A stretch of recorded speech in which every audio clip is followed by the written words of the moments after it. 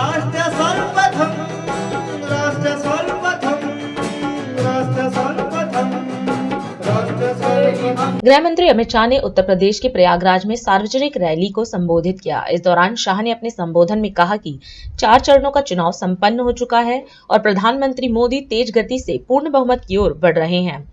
उन्होंने कहा कि जनता का एक एक वोट प्रधानमंत्री को तीसरी बार प्रधानमंत्री बनाएगा। वहीं शाह ने पीएम मोदी के नेतृत्व में किए जा रहे विकास कार्यों का जिक्र किया। वहीं उन्होंने कहा कि ये चुनाव देश का भविष्य तय करने का चुनाव है, इसलिए बीजेपी प्रत्याशी के समर्थन में वोट करें और बीजेपी को विजय बनाएं। भाइयों बहनों, अब तक 4 चरण का चुनाव हो चुका है और मोदी जी पूर्ण बहुमत प्राप्त कर तेज गति से 400 की ओर आगे बढ़ने का काम नरेंद्र मोदी के नेतृत्व में भारतीय जनता पार्टी करेगी। भाइयों बहनों, आज मैं यहां आया हूं तब आप सभी को कहना चाहता हूं, हमारे नीरज त्रिपाठी के नाम के सामने कमल का निशान है। कमल के निशान पर वोट दबाओगे तो नीरज जी जीतकर सांसद बनेंगे। सुनो सुनो, परंतु इसके साथ साथ कमल के निशान पर दबाया हुआ हर वोट नरेंद्र मोदी जी को तीसरी बार प्रधानमंत्री बनाएगा। 3 लाख गांव में डेयरियों की व्यवस्था करना और भारत को सुरक्षित बनाना।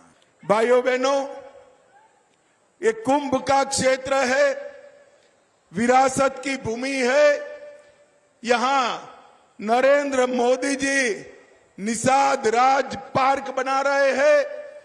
भारद्वाज ऋषि के आश्रम को विकसित किया जा रहा है और अपने लेटे हनुमान जी के सामने बड़ा कॉरिडोर बनाने का काम भी भाजपा सरकार कर रही है। इलाहाबाद के युवाओं का भला केवल और केवल नरेंद्र मोदी ही कर सकते हैं। भाइयों बहनों, आज मैं यहां बताने आया हूं, हमारी बहन सांसद थी प्रोफेसर साहिबा, देखने में तो बड़ी शांत और सौम्य दिखती है। बहन जी जरा आगे आइए। इन्होंने प्रयागराज के विकास के लिए ढेर सारे काम करे हैं। एक बार ताली बजाइए हमारी सांसद के लिए। मेरठ से प्रयागराज तक 600 किलोमीटर लंबा गंगा एक्सप्रेस वे बना। प्रयागराज में आंधवा से हंडिया तक रोड का चौड़ीकरण हुआ।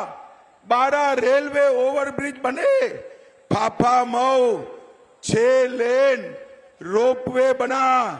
इलाहाबाद प्रयागराज स्मार्ट सिटी में आया और 1500 सीट वाला ऑडिटोरियम भी बन रहा है।